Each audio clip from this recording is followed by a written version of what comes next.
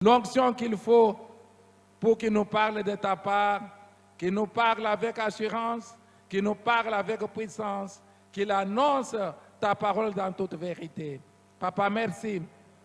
Au nom de Jésus, nous prenons autorité et nous chassons tout esprit qui ne confesse pas Jésus comme Seigneur. Nous le boutons dehors et nous laissons la salle sous la direction du Saint-Esprit.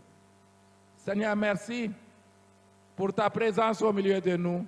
Maintenant, Seigneur, parle, nous t'écoutons. Au nom de Jésus, nous avons prié avec action de grâce et nous disons Amen en acclamant le Seigneur.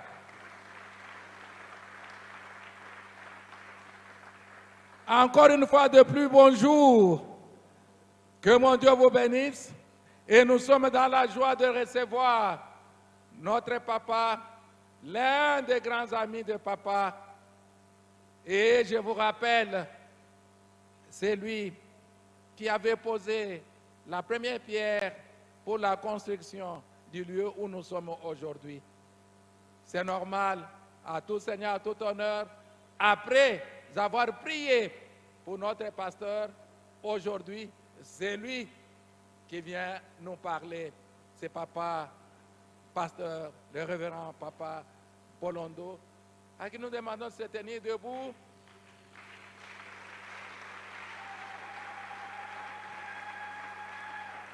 Il n'est pas venu seul, il est accompagné. Nous demandons également à papa qu'il a accompagné aussi de se tenir debout. Papa, c'est ça que je vous invite à venir prendre la parole. Pendant qu'il monte, nous acclamons encore le Seigneur.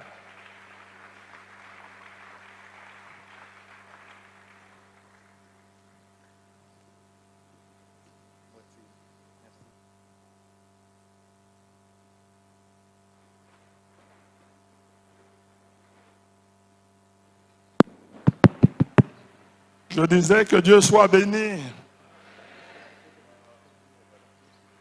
Et que mon Dieu vous bénisse. Toutes nos félicitations pour le travail que vous êtes en train de réaliser. Depuis que vous avez commencé, vous ne vous relâchez pas. Nous élevons le nom du Seigneur pour vous. Et ce matin, nous sommes venus vous encourager à persévérer dans le Seigneur. Parce que c'est une belle œuvre que vous êtes en train de bâtir en ces lieux. Une des belles églises de la ville de Lubumbashi, de la province du Haut-Katanga, et même de notre nation. Une église digne d'être présentée. Et quand je vois ce que vous êtes en train de bâtir, le travail n'est pas encore fini. Il y a encore des travaux à faire. Je voudrais seulement vous dire, aimez le Seigneur. Aimez le Seigneur. Persévérez dans l'amour du Seigneur. Amen, amen. Amen. Amen, amen. Amen. Afin que ces milieux ici de l'église Bonne Sémence ne soient pas un lieu de rendez-vous, de déception qui se renouvelle.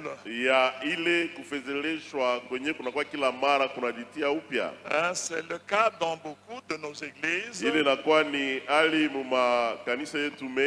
Ils sont devenus des lieux de déception à répétition. Parce que les enfants de Dieu ne découvrent pas qui ils sont dans le Seigneur. Il faut qu'en ces lieux, chaque rencontre sème la vie. chaque rencontre, ila makutano yote ipate kupanda uzima. amen, amen, Panda uzima. que quiconque entrera ici ne soit pas dessus. Ya kusema yeyote ule atakapoingia hapa asipate kufezeleshwa. Non pas qu'il entre dans une belle église, Sio kusema tu anaingia ndani ya kanisa mrembo, mais il rencontre des vrais ouvriers de Dieu. alafu anaingia mkusanyiko ya watendakazi wa kweli wa Mungu. S'il est à côté d'un voisin, Kama anakuwa pembeni ya jirani pale, ce voisin lui communique la vie. ule jirani pembeni yake anakuwa na maambukizia uzima. Amen, amen. Amen. Que mon Dieu vous bénisse. Basi Mungu wangu amibariki. Je bénis le révérend pasteur qui m'a invité, Nambariki mheshimiwa mchungaji nialika, mon fils Joey, mwana wa baba Zoe, qui m'a demandé d'être parmi vous ce dimanche. aliniomba niwe katikati yenu siku ya Mungu hapa, Et au travers de sa personne, tous les ouvriers et ouvrières de cette assemblée, na kupitia yeye watendakazi wote na vijakazi ya Mungu mahali hapa, de même que tous les enfants de Dieu de cette assemblée. pamoja na watoto wote wa Mungu wa kanisa hii. Je bénis également Maman Thérèse, Nambariki vile vile Mama Thérèse, que vous devez continuer d'aimer davantage. na mnapasha kuendelea kumupenda tena kabisa. Oh, que mon Dieu vous bénisse. Basi Mungu wangu amibariki. Je vais faire quelques lectures ce matin. Tutafanya usomi fulani asubuhi, Quelques lectures ce matin. mausomi fulani asubuhi hii. Ma première lecture, Usomi yangu ya kwanza je vais la prendre dans l'évangile de Marc, tutaichukua mu injili ya Marko, son chapitre 11. sura yake ya 11. Je vais lire à partir du verset 12, Tasoma kuanzia mstari wa 12 de même que les autres versets. na ile ifuatayo. Il est écrit ceci par Marc. Marko ameandika hivi. C'est Jean-Marc qui a écrit ce livre. Ni Yohane Marko aliandika kitabu hiki. Le lendemain, après qu'ils furent sortis de Béthanie, Kesho yake kisha yeye kutokea Betania, il s'agit du Seigneur Jésus et de ses disciples, hapa wanamtaja Bwana Yesu na wanafunzi wake. Jésus eut faim. Yesu akasikia njaa. Amen, amen. Amen. Jésus eut faim. Yesu akasikia njaa. Hein, tu ne sais pas, tu ne connais pas celui qui est à côté de toi, Aujue mwenyeko pembeni yako, quelle faim il a en lui. eko na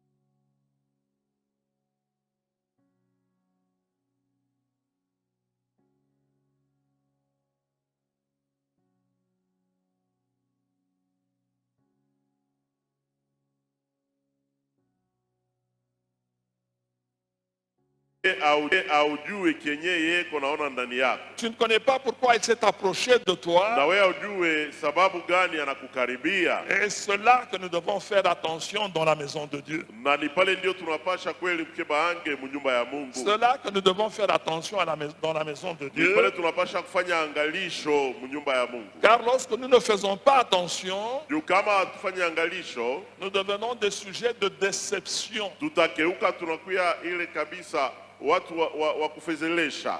Celui qui t'a vu, qui t'a approché, Mwenyewe alikuona anakukaribia, qui espérait trouver quelque chose en toi. anatumainia apate kitu fulani ndani yako. C'est donc qu'il est écrit ici, Kufuatana na vile imeandikwa hapa, il alla voir akaenda kuangalia s'il trouverait quelque chose. kama aliweza kukutako kitu fulani. Et s'en étant approché, Na wakati alipokaribia, lorsqu'il arrive auprès de toi, wakati anafika karibu na wewe, il a déjà fait le déplacement. alisha kufanya safari yake, Il a une espérance en lui que toi tu ne connais pas. anakuwa na matumaini ndani yake yenyewe wewe haujui. Il ne trouva que des feuilles. Alafu kule akakuta mpaka majani, Il ne trouva que des feuilles. akaikuta mpaka majani. En ce moment-là, Na mwile wakati tu deviens une adresse trompeuse. unageuka, unakuya kabisa ile anuani ya kudanganya, Tu deviens une adresse trompeuse unakuya anuani ya kudanganya. parce que le Seigneur a besoin de toi en ce moment-là. Ndio Bwana Yesu anakuwa lazima na wewe kwa ile wakati Tu es ile. un membre de sa maison, il a besoin de toi. Uko memba wa nyumba yake, naye iko na lazima na wewe. Celui qui t'a vu, il a bien vu. Mwenyewe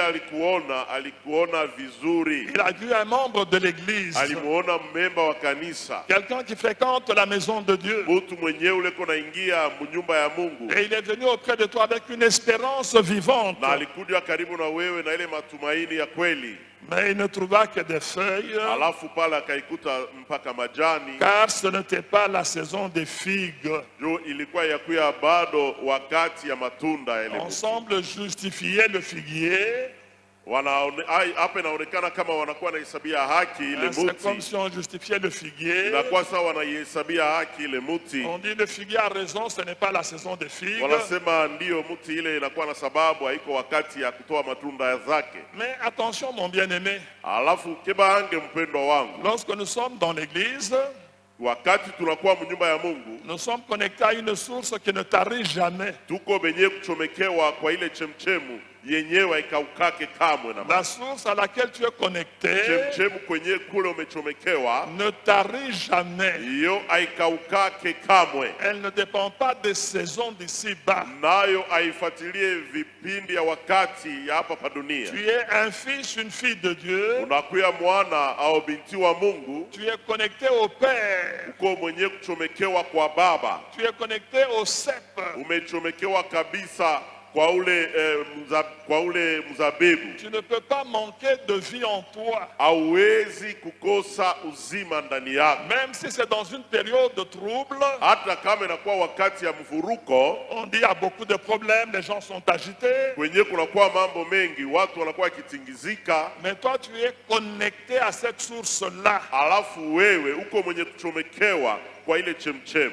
Celui qui s'approche de toi a raison de s'approcher de toi. Mwenyewe ule atakukaribia, anakuwa na sababu yote ya kukukaribia, Il a raison de s'approcher de anakuwa toi. na sababu ya kukukaribia. Mais que va-t-il trouver en toi, mon bien-aimé? Sasa mwenyewe atakukaribia, atakuta nini ndani yako? Que va-t-il trouver en toi? Ataikuta nini ndani yako? Parce que le Dieu qui t'a appelé dans sa maison, Juu Mungu mwenyewe alikuita nyumbani mwake, c'est un Dieu qui a espérance en toi. ni Mungu mwenyewe anakuwa na matumaini ndani yako. Mais bien que ce ne soit pas la saison des figues, Sasa ingawa hata haikuwe wakati ya ile matunda, nous voyons que le Seigneur prend la parole tunaona kama Bwana Yesu anabeba sauti, et il maudit ces figuiers-là. naye analaani ile muti, Prenons alors la parole, il dit na akichukua sauti kwa kusema, que jamais personne ne mange de ton fruit. asema kamwe kusiwe mutu wa kukula kutunda lako, Que jamais personne ne mange de ton kusiwe fruit. kamwe mutu wa kula kutunda yako. Et ses disciples l'entendirent. Na wanafunzi wakaisikia ile jambo. Amen, amen. Amen, Amen, amen. amen. Ce récit peut te concerner. Hii maandishi inaweza kukutazamia, Ce récit peut te concerner, mon bien-aimé. maandishi inaweza kutazamia mpendwa wangu, Si tu ne fais pas vraiment attention à ta personne. kama haufanye kweli angalisho kwa maisha yako. Si tu viens à l'église avec distraction. Kama uko nakuja kukanisa na kulengamishwa, Si tu es dans l'église seulement comme un spectateur. kama unakuja mkanisa tu kama ule mtu wa kuangalia tu. Non, non, dans l'église, nous ne sommes pas des spectateurs. Hapana, mkanisa atuku yake batu wa kuangalia tu. Chaque membre de l'église est un acteur. Kila mumemba wa kanisa anakuwa wa kutumika ndani ya kanisa. Chaque membre de l'église est un acteur. Kila memba wa kanisa anakuwa mwenyewe anapaswa kufanya kazi mkanisa. Il a son rôle spécifique. Kila mmoja anakuwa na ile kazi yake ya upekee. Tu as ton rôle spécifique. Uko na kazi yako ya upekee que toi tu dois accomplir dans la maison de Dieu. Yenyewe wewe unapaswa kuitimiza nyumbani mwa Mungu. Que toi tu dois accomplir dans la maison de Dieu. Ile wewe unapaswa kuitimiza nyumbani mwa Mungu. Si nous continuons la lecture de ce récit, kiendelesha na usomi ya hii maandishi, les disciples étaient étonnés wanafunzi walikuwa wakishangaa de voir que le Seigneur parlait à un figuier. wa kuona kama Bwana Yesu alikuwa anaongea na ile mti. Mais le Seigneur est un pédagogue. Alafu Bwana Yesu anakuwa ni mwalimu bora. Et il enseigne à ses disciples. Na eko na wafundisha wanafunzi wake. C'est ainsi qu'en repassant par là, le figuier était totalement séché. Ndio vile kwa kurudilia pale ile mti ilikuwa ikikauka yote mzima. Et Pierre s'adresse au Seigneur Jésus. Na Petro akaongea na Bwana Yesu. Et lui dit, Seigneur, regarde. Akamwambia Bwana, tazama. Le figuier que tu as maudit a séché. Mti yenyewe lilaani hapa inakauka. Pierre ne comprend pas comment. Petro asielewe namna gani le fait que le Seigneur ait parlé à ce figuier, il a séché. mambo ile tu Bwana Yesu alisema na ile mti nayo ikakauka. Et la réponse du Seigneur est significative. Na jibu ya Bwana Yesu hapa inakuwa ya maana. Cette réponse nous concerne tous. Hii jibu hii inatutazamia sisi wote. Ces gens étaient à côté du Seigneur Jésus. Hao watu walikuwa pembeni ya Bwana Yesu. Jésus prit la parole et leur dit, Yesu akachukua sauti na akawaambia, ayez foi en Dieu. Ukueni na imani mwa Mungu. Amen, amen. Amen. Amen, amen. Amen. Est-ce que tu as foi en Dieu pour ta propre vie? Eti kweli uko na imani ndani ya Mungu juu ya maisha yako binafsi? Pour ta propre vie, est-ce que tu as foi en Dieu? Juu ya maisha yako binafsi, eti unakuwa na imani mwa Mungu? Pour le rôle que toi tu dois jouer dans l'église, est-ce que tu as foi en Dieu? Ndio ile kazi wewe unapaswa kufanya mkanisa, kweli uko na imani ndani ya Mungu? C'est bon de juger les autres. Ni mzuri kuwahukumu watu wengine. C'est même facile de juger les autres. Inakuwa wepesi kuwahukumu watu wengine. De juger ceux qui se déploient à servir le Seigneur. Na eli wale wenyewe wanajitoa. Non, de juger ceux qui se déploient à servir le Seigneur. Ile kuhukumu watu wenyewe wanajitoa kwa kumtumikia Bwana. Oui, c'est parce qu'eux fournissent les efforts. Ndio bao wanakuwa wanafanya nguvu yabo. Ils savent qu'ils ne sont pas parfaits. Wanajua kama abana kamilifu, mais ils courent vers la perfection. Alafu bona fukuzia kwenda kukamilifu. Et ils s'efforcent de servir leur Dieu continuellement. Na wanajikazisha kumtumikia Mungu wao kila mara. On peut les regarder, on peut voir leurs défauts. Tunaweza kuangalia na kuiona makosa yabo. On peut les juger. Tunaweza kuwahukumu. Et souvent sévèrement. Na mara nyingine kuwahukumu kwa ukali. Mais toi qui juges. Sasa wewe mwenyewe unahukumu. As-tu foi en Dieu pour toi-même? Eti kuna imani mwa Mungu mbele juu yako wewe mwenyewe? As-tu foi en Dieu pour toi-même? Kweli uko na imani mwa Mungu juu yako mwenyewe? Est-ce que ceux qui t'approchent eti benye batu beko na kukaribiaka trouvent que tu es cet homme de Dieu, cette femme de Dieu? Kweli banakuta kama wewe uko ule mtu wa Mungu au ule mwanamke wa Mungu? Trouvent que tu as un rôle spécifique que toi tu joues? Eti kweli wanakuta kama unakuwa na kazi ya upekee yenyewe kunafanya? Tous on ne peut pas faire les mêmes choses dans la maison de Dieu. Sisi wote hatuwezi kufanya vitu vimoja vimoja nyumbani mwa Mungu. Nous n'allons jamais faire les mêmes choses. Hatutafanyaka kamwe vitu vimoja vimoja. Mais chacun a son apport. Alafu kila mmoja anakuwa na ile msaada yake. Et cet apport bénit la maison de Dieu. Na ile msaada iko na bariki nyumba ya Mungu. C'est que toi tu fais là bénit la maison de Dieu. Ile wewe kunafanya pale iko na bariki nyumba ya Mungu. Quand ceux qui t'approchent trouvent en toi quelque chose, kama benye bale wanakukaribia wanakuta ndani yako kitu fulani, tu les as édifiés. Pale vile unawajenga. Tu les as édifiés. Vile pale unawajenga. Tu les as instruits. Pale vile unawafundisha. Tu leur as montré la voie à suivre. Pale vile unawaonyesha njia ya kufuata. Et ces choses ne s'oublient pas. Na vitu vile havisauli kwake. Et ces choses ne s'oublient pas. Na ile vitu havisauli kwake. Parce qu'il a puisé auprès d'une source certaine. Et quand ce n'est pas ça le cas, c'est beaucoup de déceptions dans l'église. C'est les âmes qui se découragent. Ce sont les âmes qui se découragent. Lorsque nous prenons dans l'évangile de Jean, Jésus est dans la chambre haute avec ses disciples. Avec ses disciples. Et Jésus leur parle à nouveau. Il leur parle à nouveau. Il sait qu'il allait partir à la croix. Et qu'après la croix, la résurrection,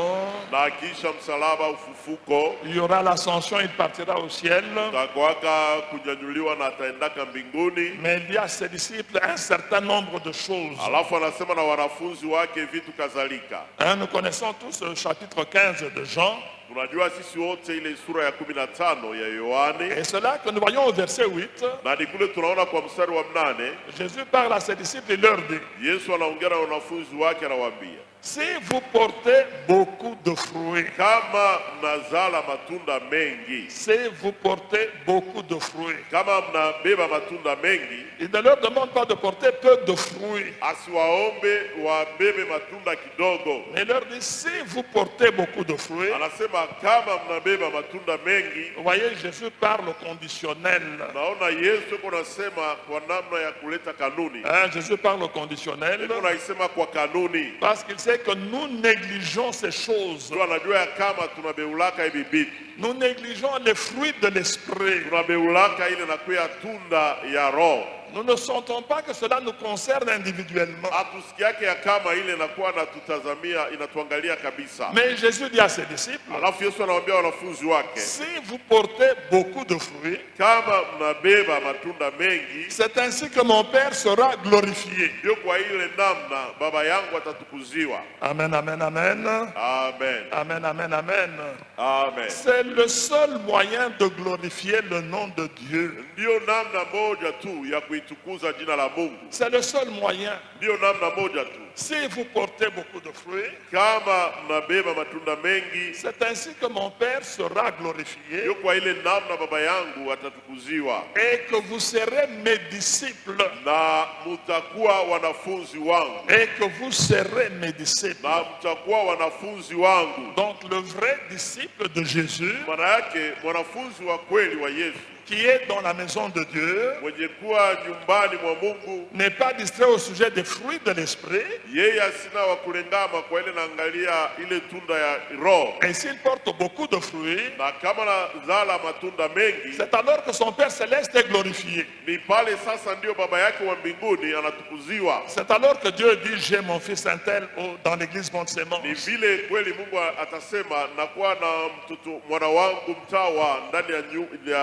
J'ai ma servante, une telle qui est dans l'église Bonne-Sémence. J'ai ma servante fulani, qui me sert parce qu'elle porte beaucoup de fruits, et quiconque s'approchera d'elle ne sera pas déçu. Parce que ceux qui s'approchent de toi, ils ne viennent pas au hasard. Ils sont dépêchés par Dieu auprès de ta personne. Toi tu dis: c'est une arrivée hasardeuse. Non, non, il n'y a pas d'hasard dans la maison de Dieu. Il n'y a pas d'hasard. Celui qui s'approche de toi là est un envoyé du Père. C'est un envoyé du Père, envoyé auprès de toi pour être affermi. Même si nous recevons tous les enseignements dans la même assemblée, il y a ceux qui sont affermis d'une façon particulière. Lorsqu'ils approchent certaines sœurs ou certains frères, c'est là que leur foi est ravivée. C'est là que leur croissance commence dans l'église. C'est là qu'ils savent que l'église est certaine. C'est là qu'ils savent qu'ils peuvent s'épanouir dans cette église. Ça, c'est le travail de chaque membre de l'assemblée. Mais bien souvent, nous nous ignorons dans la maison de Dieu. Nous avons du plaisir à venir dans la maison de Dieu. Mais nous ne nous interpellons pas nous-mêmes. Nous ne nous interpellons pas nous-mêmes. Nous ne découvrons pas qui nous sommes dans la maison de Dieu. Et cela est très dangereux. Cela est très dangereux. Une église comme celle-ci, avec tous ces efforts déployés, vous avez déjà atteint un certain niveau. Vous devez aller plus loin. Mais il faut que chaque membre de l'église se perfectionne. Il faut que chaque membre de l'église se perfectionne. Que chaque membre de l'église soit en vérité une bonne sémence. Vous devez être une bonne sémence. Et la bonne sémence se multiplie. La bonne semence se multiplie. La bonne semence est désirée par tous. Jésus dit à ses disciples, si vous portez beaucoup de fruits, c'est ainsi que mon Père sera glorifié et que vous serez mes disciples. Qui sont les disciples de Jésus? Qui sont les disciples de Jésus? Pour être disciple de Jésus, cela exige que tu sois né de nouveau. C'est une exigence. C'est une exigence. Tu es dans la maison de Dieu. Vérifie si tu es né de nouveau. Tu dois avoir cette assurance-là en toi de ta nouvelle naissance. Parce que si tu n'es pas né de nouveau, tu n'as pas le fondement qui permet à quelqu'un d'être dans la maison de Dieu. Parce qu'il doit être dans la maison de Dieu. Et dans la maison de Dieu, nous y sommes par la nouvelle naissance. Sans nouvelle naissance, oui, nous sommes membres de l'église X ou Y, mais le ciel ne nous connaît pas encore. Le ciel ne nous connaît pas encore. Nous n'avons pas de fondement spirituel. Nous sommes comme des curieux dans la maison de Dieu. Oui, la curiosité est bonne. Mais soyons véritablement nés de nouveau. Ça, ce sont les disciples du Seigneur Jésus. Ils doivent d'abord être nés de nouveau. Être nés de l'Esprit de Dieu. Quand tu as cette naissance, toi-même tu te connais. Et quand il y a la nouvelle naissance, on doit aussi comprendre que celui qui est né de nouveau, il n'est pas seulement né de nouveau. Celui qui est né de nouveau est né avec une vocation.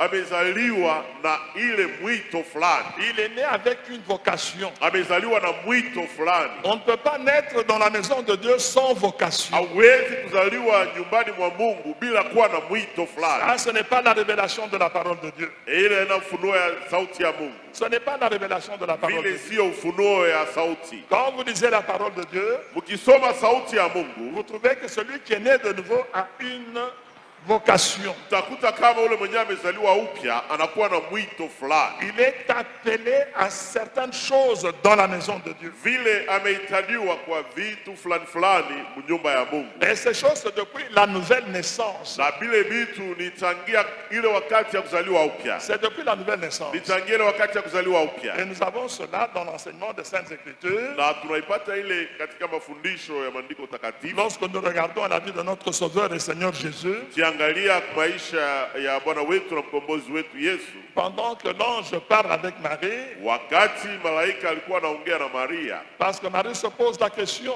Maria alikuwa anajiuliza, je suis une vierge, je ne connais pas encore les hommes. Mimi niko bikira, si yajua wanaume. Comment cela va-t-il se faire? Ile jambo itafanyika namna gani? Non, je lui dis, le Saint-Esprit viendra sur toi. Malaika akamwambia Roho Mtakatifu atakapokuja juu yako, et le saint enfant qui naîtra de toi na mtoto mtakatifu mwenye atazalika tokea kwako sera appelé fils de Dieu. Ataitwa mwana wa Mungu. Sera appelé fils de Dieu. Ataitwa mwana wa Mungu. Tel que Jésus-Christ naquit, vile namna Yesu Kristo alizalika, c'est de la même manière avec chaque enfant de Dieu dans la maison de Dieu. Ndio kwa ile namna moja moja pamoja na kila mtoto wa Mungu nyumbani mwa Mungu. Il y a une action puissante du Saint-Esprit kunakuwa tendo ya uwezo ya Roho Mtakatifu pour que tu naisses dans la maison de Dieu. Juu uzalike ndani ya nyumba ya Mungu. C'est cela la nouvelle naissance. Ni ile ndio kuzaliwa upya. C'est cela la nouvelle naissance. Ni ile ndio kuzaliwa upya. Et lorsque nous avons cette nouvelle naissance, na kama tunakuwa na ile kuzaliwa upya, elle n'est pas gratuite. Ile kuzaliwa upya haiko ya bure, hapana. Donc tu n'es pas né dans la maison de Dieu seulement pour naître dans la maison de Dieu. Hauzalike mnyumba ya Mungu juu ya kuzalika tu bure bure mnyumba ya Mungu. Il y a une fonction, des choses que toi tu dois faire dans la maison de Dieu. Kunakuya kazi ya bile bitu wewe unapasha kutimiza ndani ya nyumba ya Mungu. Cela est déterminé d'avance. Ile bitu bilisha pangiliwa tangu mwanzo. Cela va se manifester par la suite. Na bile bitakuya kuonekana baadaye. Cela va se manifester par la suite. Bile bitaonekana baadaye. C'est ainsi que lorsque Joseph était troublé, ile wakati Yusufu alivurukiwa, Joseph était troublé, Yusufu alivurukiwa parce que sa fiancée attendait famille. Mchumba wake alikuwa anaongojea kuzaa. Et sa fiancée ne lui disait rien. Na mchumba wake asikuwa anamuonesha kitu kwa ile jambo. Elle entretenait toujours de bonnes relations avec Joseph. Alikuwa anaichunga tu mahusiano mzuri pamoja na Yusufu. Elle était toujours innocente à l'égard de Joseph. Naye alikuwa tu kama wasiokujua mambo mbele ya Yusufu. Alors Joseph ne comprenait pas cela. Na Yusufu asikuanze kuelewa ile hali. Comment son regard demeure innocent? Je, macho yake anaonekana kweli asijui mambo. Lorsque nous parlons avec elle, elle est normale comme si de rien n'était. Wakati naongea naye eko tu kawaida kama vile hakuna jambo. Mais cependant elle a une grossesse. Na hivi pembe pale anakuwa eko na ile uzito. Elle demeure toujours cette jeune fille gentille. Na anaendelea kubakia mpaka ule mwanamke kabisa eko mwanamke wa kimya. Très aimable. Mwenye anapendezwa. Mais elle est grosse. Alafu anakuya iko na uzito. La tradition d'Israël na ile desturi ya Israeli ne me permet pas d'épouser une fille hairuhusu kuoa mke qui est grosse de quelqu'un d'autre. Mwenyewe anakuya na ile uzito ya mtu mwingine. Je ne veux pas l'accuser. Parce que si je l'accuse, elle sera lapidée.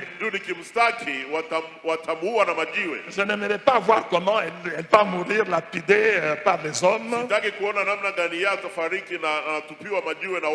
Je préfère me séparer avec elle secrètement.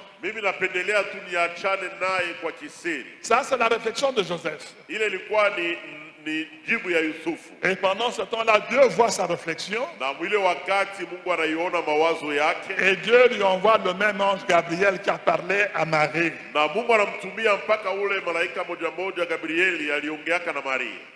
L'ange a vu Gabriel, a vu Marie.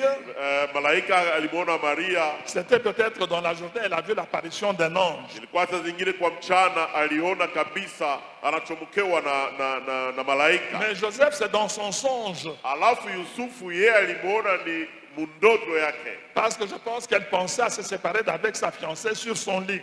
Mimi nafikiri alikuwa anafikiria kwa juu ya kitanda yake namna gani ataachana na mchumba wake. Elle se disait c'est une belle jeune fille que j'aime beaucoup. Alikuwa anasema ni binti mwenyewe kijana nampenda kabisa. Je ne comprends pas comment elle est grosse. Sielewi namna gani anachukua uzito. Je veux me séparer avec elle secrètement. Na ataka kuachana naye kwa kisiri tu. Afin qu'elle ne soit pas lapidée. Ndio hivi wasipate kumpiga majiwe na kumua. Et comme il a cette pensée sur son lit, na vile alianza Yusufu alikuwa anapata ile mawazo kwa kitanda lake. Il s'endort profondément et il a une vision. Anaingia kwa usingizi ya uketo na anapata onyo. Et c'est l'ange qui parle à Joseph. Na ni malaika anaongea na Yusufu. Oh Joseph, ne crains pas de prendre Marie ta femme. Yusufu, usiogope kumuchugua Maria kama mke wako. Voici ce qui est écrit par les prophètes. Tazama ile imeandikwa kwa nabii.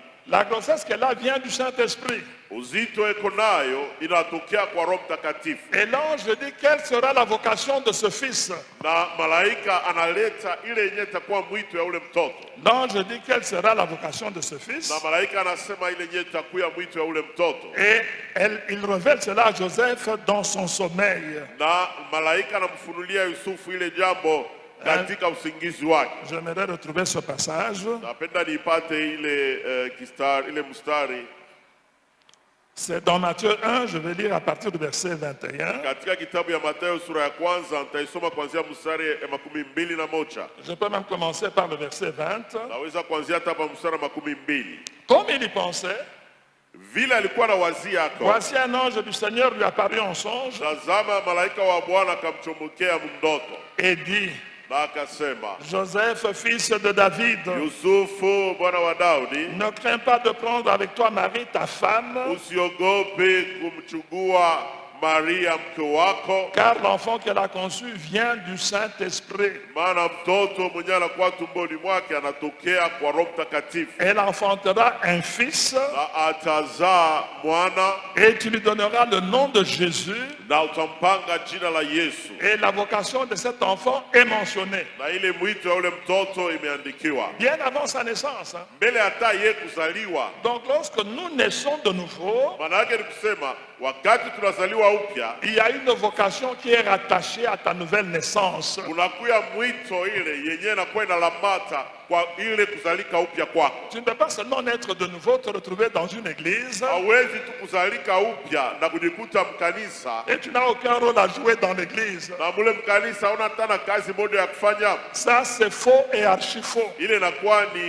ni uongo mtupu. Tu lui donneras le nom de Jésus. Utampanga jina la Yesu. C'est lui qui sauvera son peuple de ses péchés. Ni yeye ndio ataokoa taifa yake kutoka zambi yao. Amen, amen. Amen. C'est lui qui sauvera son peuple de ses péchés. Ni yeye ndio ataokoa taifa yake kutoka kwa mazambi yao. Ça c'était la mission spéciale du Seigneur Jésus-Christ. Ile ilikuwa ni kazi ya upekee ya Bwana Yesu Kristo. C'était sa mission spéciale. Ilikuwa ni kazi yake ya upekee. Et même lorsqu'il grandissait, na hata wakati alianza kukomala, il ne veut pas oublier sa mission spéciale. Asikuwezi kuisahau ile kazi yake ya upekee. Et nous dans l'église, na sisi mkanisa, bien souvent nous oublions qui nous sommes dans la maison de Dieu. Mara nyingi tunasabwaga kile tuko mnyumba ya Mungu. Nous ignorons même qui nous sommes.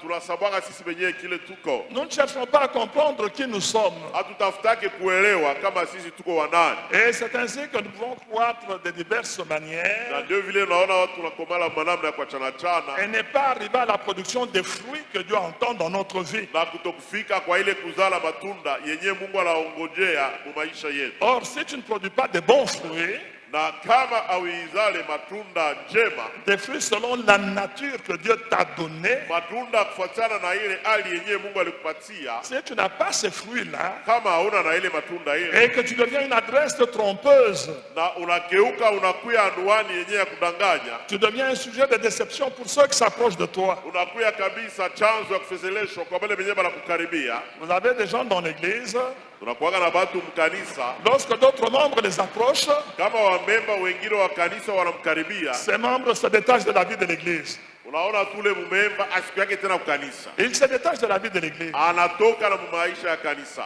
Ce sont des adresses trompeuses. Bale batu bavile banakuwa kabisa ni ile manuani ya kudanganya. On t'a vu dans l'église. Bali tulikuona mkanisa. On est venu vers toi. Watu wanakuja mbele yako. Mais au lieu d'édifier, tu détruis. Na pahali ya wewe kuwajenga, wewe unawabomoa. Au lieu d'assembler, tu disperses. Pahali ya wewe kuwakusanisha watu, wewe unagawanyisha watu. Tu auras un problème avec le Père. Utapata mambo na baba. Tu auras un problème avec le Père. Utaipata mambo na baba. Cela est très dangereux. Na ile ni hatari kabisa. Parce que le figuier a été maudit. Juu ile moti ililainiwaka. Parce que le travail a été fait pour s'approcher de ce figuier. Ndio kazi ilifaniziwa ndio ya kuikaribia ile moti. Un travail fait d'espérance, kazi inafaniziwa na matumaini yote, de confiance. Na ile kabisa matumaini. On s'est approché de ce figuier là. Na wanakaribia ile mti ile. Et il semblait bien touffu. Na ile mti ilikuwa inaonekana kumacho na majani mengi. Tu donnes l'impression d'être un bon membre de l'église Bonne Sémence. Unaonesha kabisa ile kumacho ya kuya memba njema wa kanisa Bonne Sémence. Et même le pasteur peut envoyer des frères et des sœurs vers toi. Na hata mchungaji anaweza kuwatuma wandugu na wadada sema mwende kwa fulani amiombee. Allez voir tel, allez voir tel. Mwone mtu fulani, mwone mtu fulani. Il est le nôtre dans l'église Bonne Sémence. Ni wetu wa mkanisa Bonne Sémence. Nous le connaissons bien. Tunamjua vizuri. Mais ceux qui s'approchent de toi, sasa benyewe watakukaribia, au lieu d'être affermis dans la foi, pahali yamo bajishikamishe katika imani, toi tu vas les démolir. Wewe unaenda kubomoa sasa imani yenyewe balikuwa nayo. Toi tu vas les démolir. Wewe unaenda kuibomoa imani balikuwa nayo. Parce que tu es un figuier qui ne porte pas de fruits. Ndio unakuya kabisa ile mti yenyewe aizale matunda. Tu es un figuier qui ne porte pas de fruits. Unakuwa mti yenyewe ile yabeba matunda. Et les gens qui étaient venus avec espérance sont perdus pour l'église. Na watu wale walikuwa na matumaini batapotea juu ya kanisa. Ah, ça c'est très mauvais, c'est très mauvais. Ah, ile ni mbaya kabisa, ni mbaya kabisa. Dans l'église nous voulons assembler et non disperser. Mukanisa tunapendelea kukusanisha, sio kugawanyisha. Nous voulons assembler et non disperser. Tunapendelea kukusanisha, sio kugawanyisha. Chaque membre de l'église, kila mumemba wa kanisa, doit être un agent qui rassemble. Anapasha kuwa mmoja mwenyewe kuna kusanisha. Ceux qui viennent auprès de toi, wale wanakukaribia, ils ont un bon témoignage de l'église Bonne Sémence.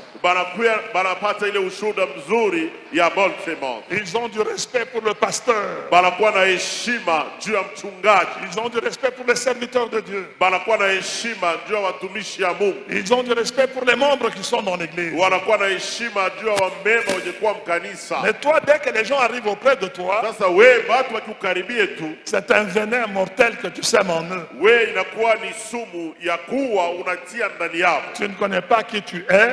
Aujue uko nani. Attention, la malédiction peut tomber sur toi. Kebaange laana inaweza kuangukia juu yako. Attention, la malédiction peut tomber sur toi. Kebaange laana inaweza kuangukia juu yako. Tu peux faner jusqu'à tes racines. Unaweza kukauka mpaka na kumizizi. Ces feuilles-là que l'on voit vertes peuvent faner tout entière. Majani ile inaonekana inakuwa mabiti inaweza kukauka yote mzima. Si le Seigneur te maudit, kama Bwana Yesu anakulaani, parce qu'il est arrivé auprès de ce figuier, ndio alifika karibu ya ile mti, il avait faim, alikuwa na njaa, il avait le désir de manger quelque chose, alikuwa na nia ya kula kitu fulani, de manger quelque chose, ya kula kitu fulani, mais il n'a rien trouvé de bon à manger. Alafu asikupate kitu njema cha kukula. Ça c'était un arbre trompeur. Ile ilikuwa ni mti ya kudanganya. C'était un arbre trompeur. Ilikuwa ni mti yenyewe kunadanganya. Ne sois jamais cette personne-là. Usiwe kamwe ule mtu ile namna. Amen, amen. Amen.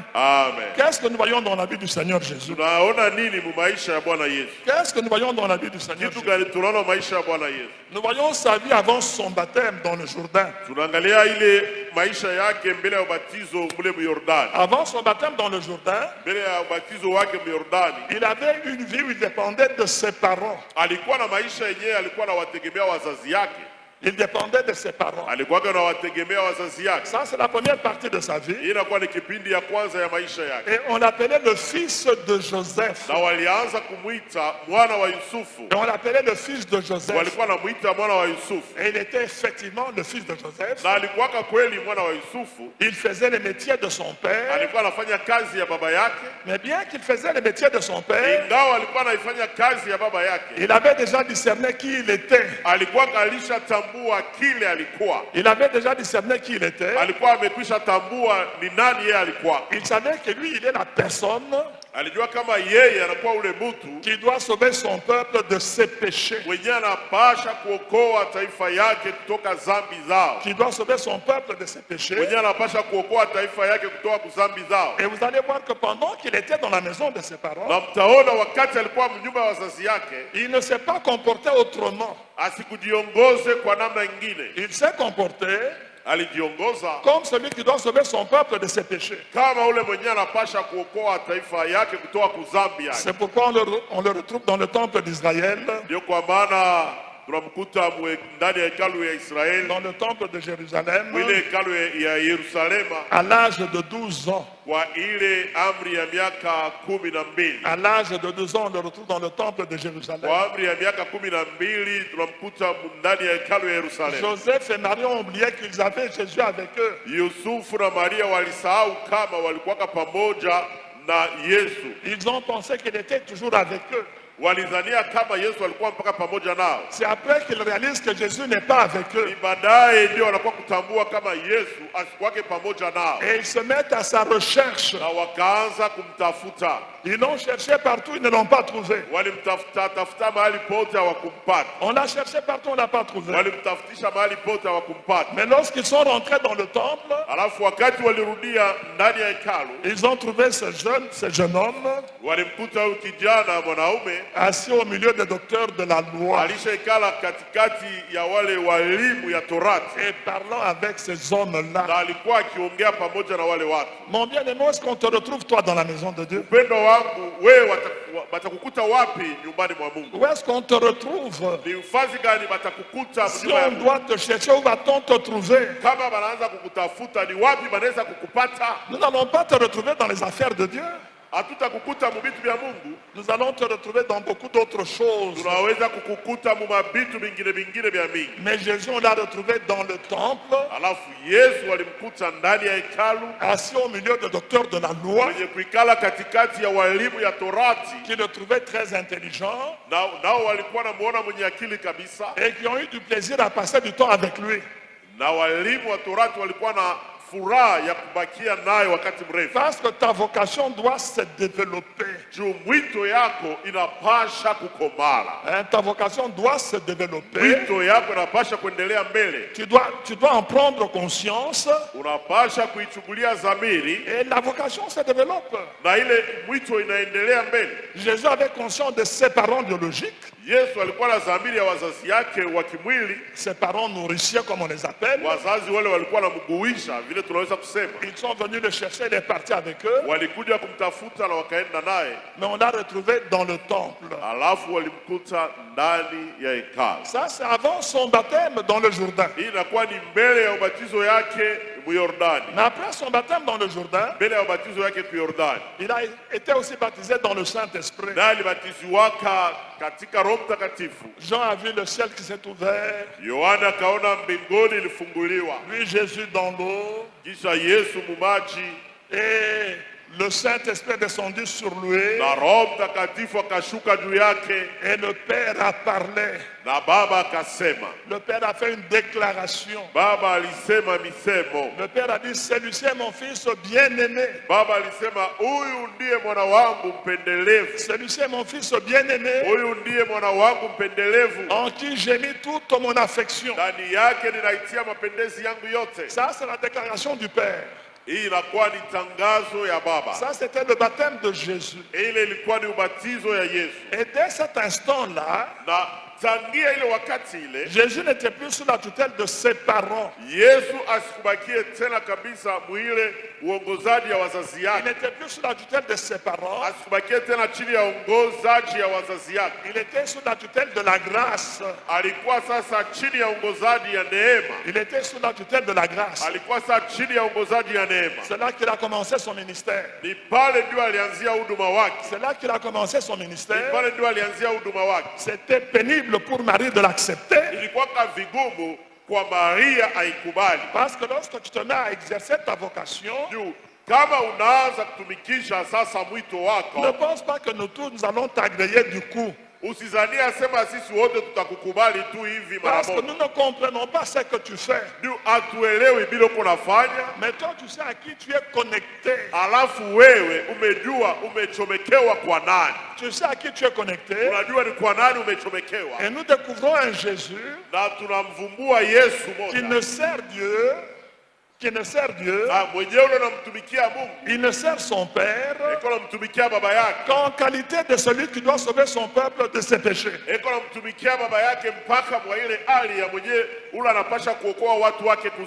Amen, amen, amen. Amen. Amen, amen, amen. Amen. C'est que Dieu te donne, tu t'accroches à cela. Hein, tu t'accroches à cela. C'est là ton devoir. C'est là ta mission spécifique dans la maison de Dieu.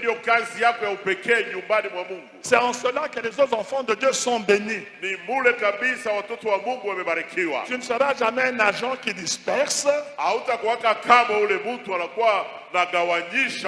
Non, non, tu seras un agent qui rassemble. Et tu vas voir que les fruits de l'esprit seront abondants en toi. Parce que tu restes connecté à la vraie source.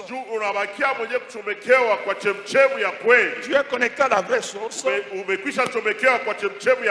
Tu grandis dans le Seigneur. Amen, amen. Amen, amen. Et quand tu as la vocation, si vraiment il y a la vocation, tout l'enseignement que tu peux recevoir dans la maison de Dieu, ça c'est l'eau de vie que Dieu déverse sur toi. Hein, c'est l'eau de vie que le Seigneur déverse sur toi. La même eau peut être déversée sur tous les membres de l'église. Mais chaque membre de l'église germe selon sa nature spécifique. Tu vas germer selon ta nature spécifique. Selon ton appel spécifique. L'enseignement est donné à tous de la même manière. Mais chacun grandit selon sa vocation. Amen, amen. Amen, amen. Il en est de même si vous avez un germoir.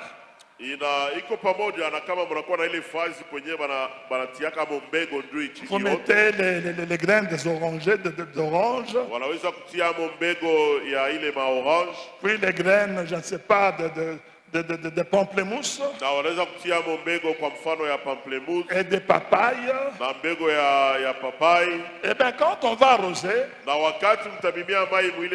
toutes ces graines vont germer. Mais chaque graine germera selon sa nature spécifique. Il en est de même dans la maison de Dieu. Il en est de même dans la maison de Dieu. Parce que Dieu attend de nous quelque chose de spécifique. C'est la même parole qui nous arrose tous. Mais je ne peux devenir autre chose que ce que Dieu a programmé pour moi.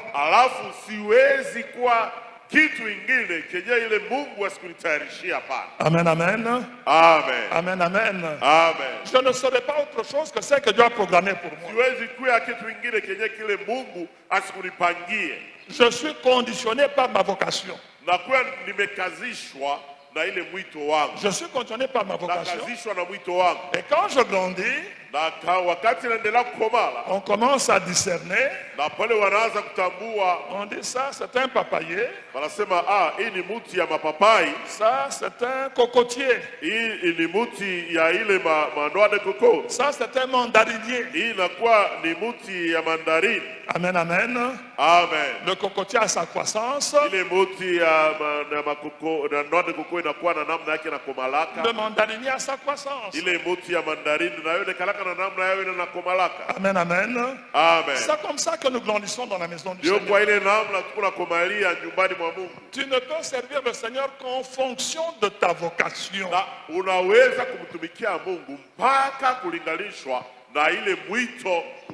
Qu'en fonction de ta vocation. Et tu dois chercher à découvrir quelle est ta vocation. Et nous sommes distraits à cet égard dans la maison de Dieu. Et c'est là qu'il y a des déceptions dans nos églises. Vous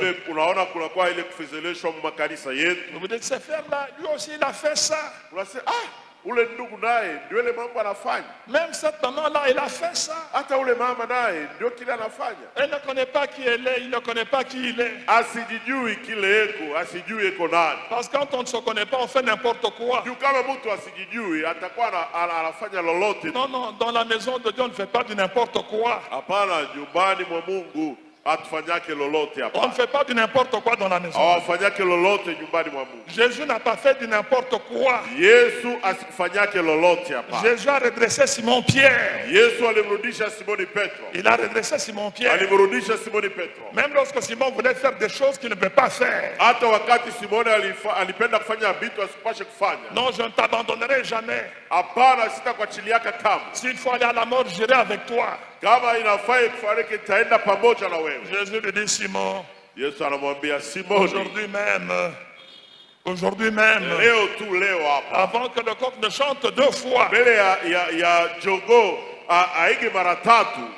toi tu vas me renier 3 fois.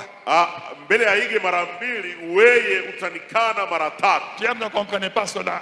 Il a dit, jamais cela ne m'arrivera. Quand cela est arrivé à Pierre, il a réalisé ses limites.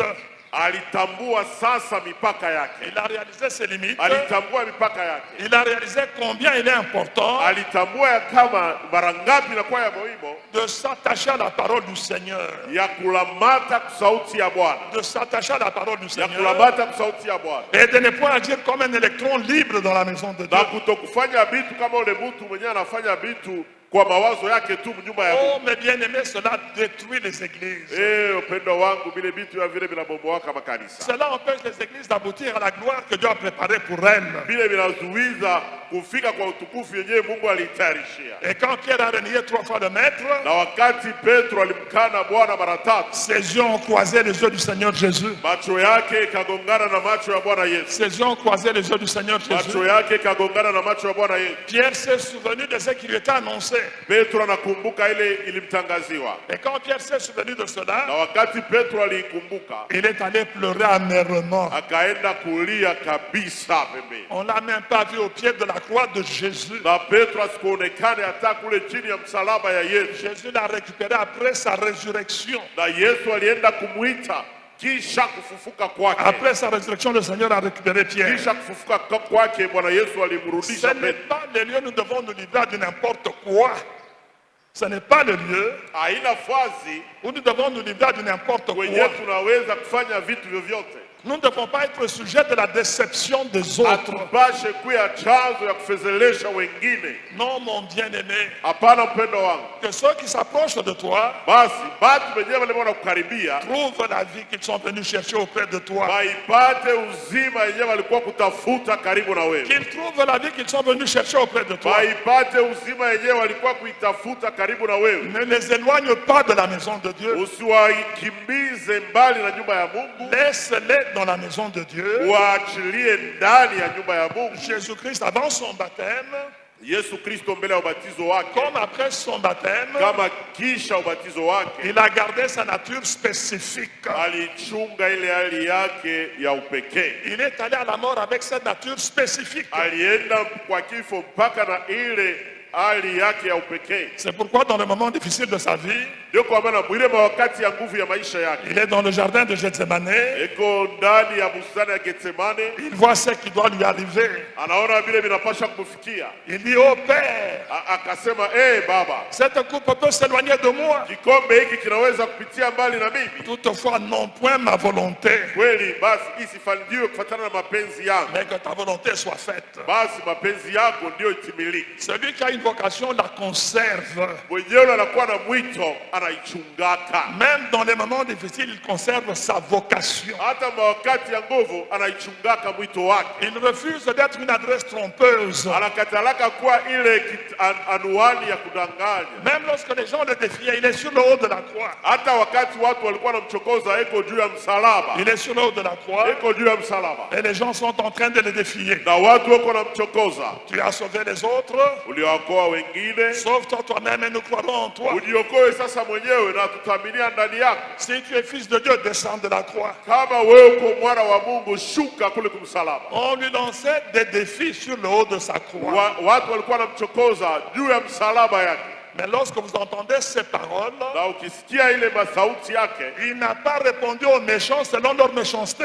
asikuwajibie watu wabaya kufuatana na bubaya bwabo. Parce que lui est venu pour sauver son peuple de ses péchés. Juu yeye alikuja ndio kuokoa watu wake kuzambi. Il devait conserver son identité. Alipasha kuichunga kitambulisho yake. Il savait que sa bénédiction Alijua kama baraka yake repose dans la conservation de l'identité que son père lui a donnée. iko na ikalia mwa ile kitambulisho kenye baba yake alimpatia. Mais si toi tu t'ignores, comment vas-tu travailler dans la maison de Dieu? Sasa wewe ukijisahau utatumika namna gani munyumba ya Mungu? Jésus n'a conservé que sa vocation. Yesu alichunga tu mpaka ile mwito wake. Dans l'enseignement qu'il a donné à ses apôtres, Mafundisho alikuwa analeta kwa wanafunzi wa mitume dans wake, ses relations avec tous ceux qui s'approchaient de lui, kwa ile uhusiano yake kwa wale wote walikuwa wanamkaribia, même à l'égard des pharisiens, des sadducéens, des hérodiens. na hata mbele ya wale watu wa Farisayo, wa Sadukayo na watu wa Heroda. Il est resté la même personne.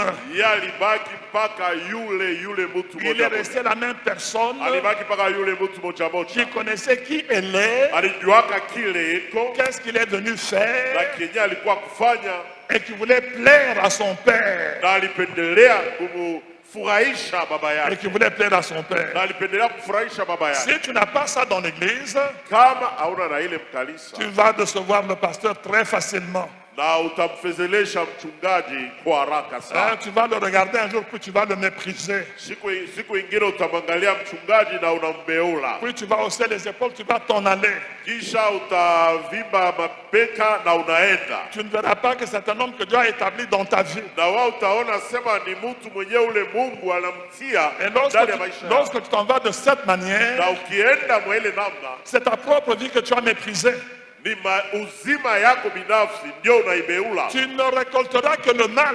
na ile utaenda kuvuna mpaka mabaya. Tu ne récolteras que le mal Ile utaendelea kuvuna mabaya tu, parce que tu es un figuier sans fruit. ndio unakuwa muti yenye yasiyokuwa na Tu es matunda. un figuier sans fruit. Utakuwa muti yasiyo matunda, Sois un figuier qui porte beaucoup de fruits. kwa muti yenye ile kunabeba matunda mengi. Garde la vocation que le Seigneur t'a donnée. Uichunge mwito yenye Mungu alishakupatia. Garde la vocation que le Seigneur t'a donnée. Uichunge mwito yenye Mungu alishakupatia. Tu es un membre de bonne sémence, demeure dans cette église. Uko memba wa Bonne Semence, endelea kubakia ndani ya hii On kanisa. peut te trouver en Belgique, aux États-Unis, ça importe peu. Ingawa unaenda Belgique, unaenda Amerika, ila ya kuwa mambo. Mais lorsqu'on parle de toi, Na wakati watakutaja, ou lorsque nous parlons avec toi, au kama sisi tunaongea pamoja na wewe, nous sentons ton amour pour ton assemblée. tunaisikia ile mapendo yako juu ya kanisa Nous yako. sentons ton amour pour ton assemblée. Tunaisikia mapendo yako juu ya kanisa yako. Là, on reconnaît le membre de bonne sémence, Pale vile tunatambua memba wa Bonne Semence. qui lui-même est une bonne sémence. Ye mwenyewe anakuwa mbegu mzuri. Partout il est un rassembleur et non quelqu'un qui disperse les gens. Mahali pote wanakuwa wa kukusanisha tu, sio wa kugawanyisha. Mais bien aimé, Je vais dire ceci pour terminer. Lorsque nous parlons de la vocation, il y a quelques étapes que les chrétiens doivent parcourir. Il y a quelques étapes. La première étape, nous l'avons déjà énumérée.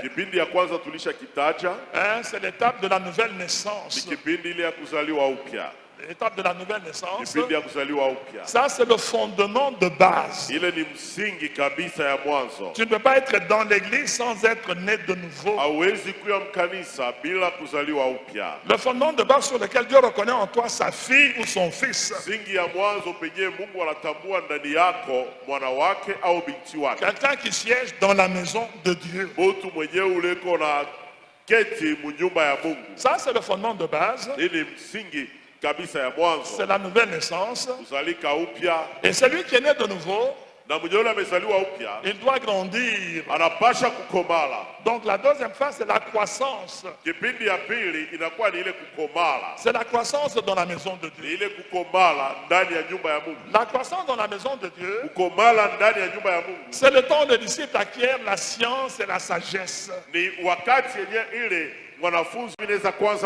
Chaque chose en son temps. Chaque chose en son temps.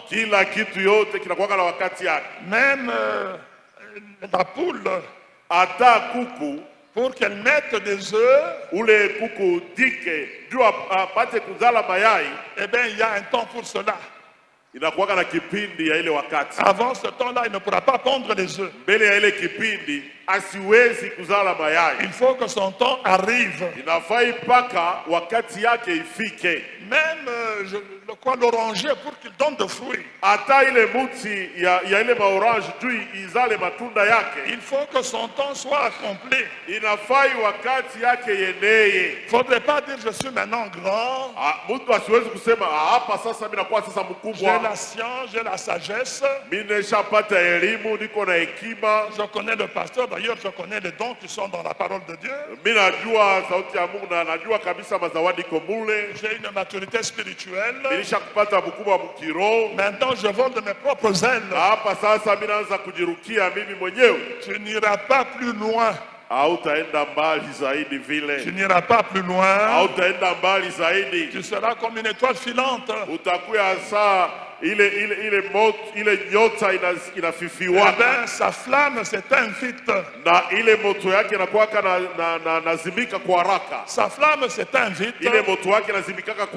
Ne cherche pas à devenir une étoile filante. Attends ton temps, il va venir. Ton Dieu te connaît. Ça, c'est le temps où le disciple est sous des tutelles. Même Jean-Marc a été conduit pendant un temps. Cela ne l'a pas empêché de rédiger l'évangile de Marc. Alors que les autres apôtres n'ont même pas rédigé un évangile. Mon bien-aimé, ne sois pas pressé, calme-toi, attends silencieusement. Sois fidèle à ton église. Même si les autres églises te connaissent, et disent il y a ta bonne semence, il y a tel frère, il y a tel maman, nous avons besoin de lui. On te contacte dans le privé. Et viens faire ceci, viens faire cela. Puis tu t'en vas de toi-même. Tu es en train d'éteindre ta flamme. Amen, amen. Amen. On t'appelle, informe les autorités de ton assemblée.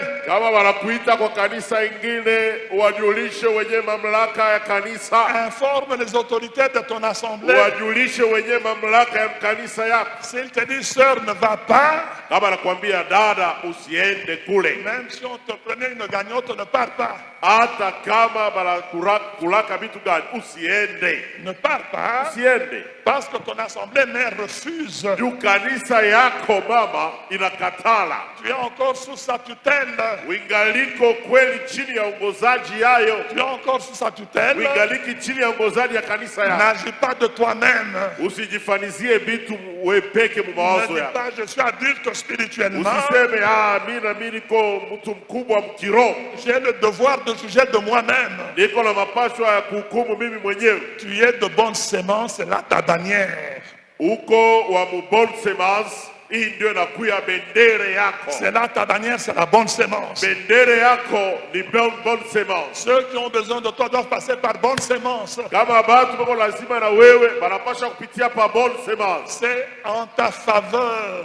Ile inakuya kwa faida yako. Cela te protège. Ile namna itakukinga. Cela te donne un témoignage. Ile namna itakupatia ushuhuda mzuri. Pour qu'au jour où Dieu te lâchera, juu ya kusema ile siku Mungu atakuachilia utumike, personne ne pourra t'accuser. Hakuna mtu atasimama na kukustaki. Personne ne pourra t'accuser. Hakuna mtu atakustaki. Et tu feras un travail qui va bénir tout le monde. Na utaifanya kazi itabariki watu wote. Ça sont les étapes nécessaires, indispensables. Hii inakuwa ni vipindi ya muhimu kabisa yasiyo kukosa. Les étapes nécessaires, indispensables. Vipindi ya muhimu kabisa yasiyo kukosa. Et la dernière étape, na ile kipindi ya mwisho, c'est l'étape de l'accomplissement de sa vocation. Ya ile matimiliko ya mwito wako. Tu as grandi, ton Dieu doit te libérer. Ulisha komala, Mungu wako anapasha sasa kukuachilia. Amen, amen. Amen. C'est le moment de l'accomplissement de ta vocation. Inakuwa ni wakati ya ile kutimilika kwa ile